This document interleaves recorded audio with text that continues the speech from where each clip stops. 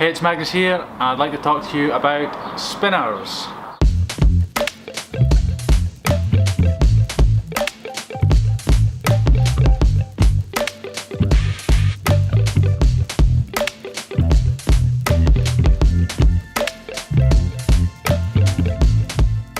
Now, very quickly before I continue, I'm not going to review spinners or anything like this. I just want to discuss them just quickly, just want to discuss a few different spinners. Also, I am making my own spinner right now. It's in the prototype stages.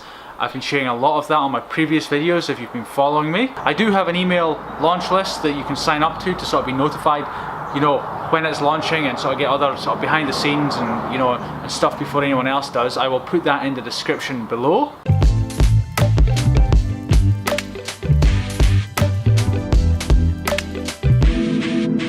So I have 5 spinners here right now.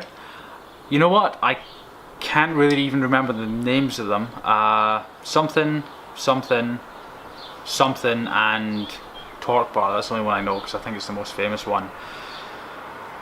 The funny thing about spinners is I've realised, I mean, I may already be talking to you and you know exactly what I'm going to say, but I'm going to say it anyway because it's something that I just didn't know and I never really heard when I started sort of getting into spinners a few weeks ago, only a few weeks ago, but since then I've become completely obsessed with them.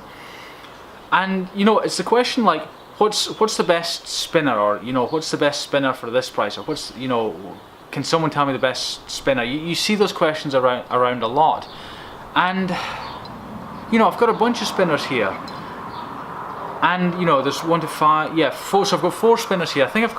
I might even have another one in the house, I can't remember. And these are good spinners. These are like the most well-known spinners currently around, even though I can't remember the names of them. So what I've learned very quickly upon receiving every spinner through the mail in the last couple of weeks is they are so different. And you know, this spinner here, for instance, is, I can't remember the name of it. It's stainless steel, it's polished stainless steel, and you know, it's heavy and it's got a tremendous spin time.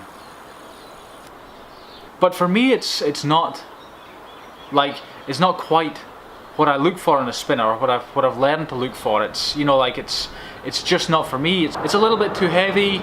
It's not really sort of fidgetable enough. You know, like there's just to sit and play with it. It doesn't quite have that kind of a fidget factor. Is that a word? I don't know. You know, I got this one, which, you know, is made from aluminium. And you know, it spins fast. But it's very light, and I realised, wow, I don't actually like spinners that are that light.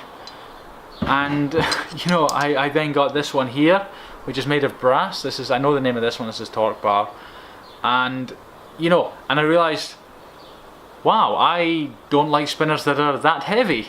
And so, and then you know, I've got this one here, which is an aluminium body with a brass core and brass inserts at the end to add more weight.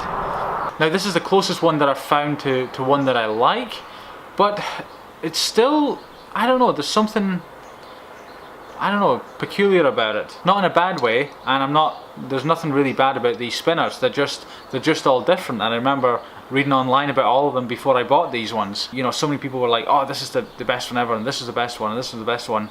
And that's fair enough. But I realised it's you know, a best spinner is so subjective, and I know a lot of things in life are subjective, but spinners are really subjective. I mean, as I mentioned earlier, I am making my own spinner. This is spinner number 5. This is the one I am prototyping. Take a look at my previous videos and you will see the sort of progression of this. Now, you know, like, to me, so far, this is the best spinner I've used because, you know, naturally, I'm developing it. If there's something I don't like about it, if it's a little bit too big, a little bit too small, you know, if I can't get the right finger placement, if it's, you know, like if it's just starting to look ugly, you know, if the weight is not there, this is titanium, so, you know, like, that's a weight that's working really well for me. It's not too heavy like brass, it's not too light like aluminium.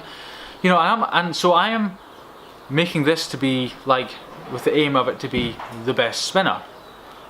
But the problem is that may well be the best spinner, but only in a narrow kind of category for people who this is a good spinner for them. Just in the same way that like this is a good spinner for other people, this one is a good spinner for another bunch of people, and you know, you get the idea with the other two.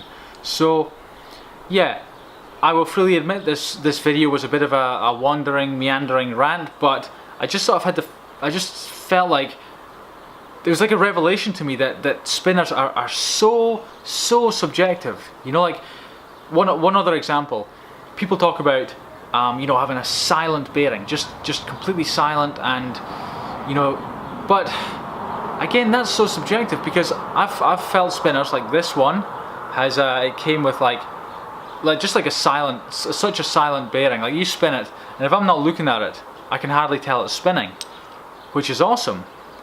But also, I've had a spinner, not one of these, it was one I was prototyping earlier, like it was one of my own ones where I put this random bearing in, and I had like a sort of, you could hear it, you could sort of feel it vibrating slightly through your fingers, the bearing, and there was just something really nice about it. So yeah, I'm you know, I am completely obsessed with spinners. You know, I find them just, I don't know, there's something about them, and I think I find the subtleties quite amazing, and you know, and how subjective they can be.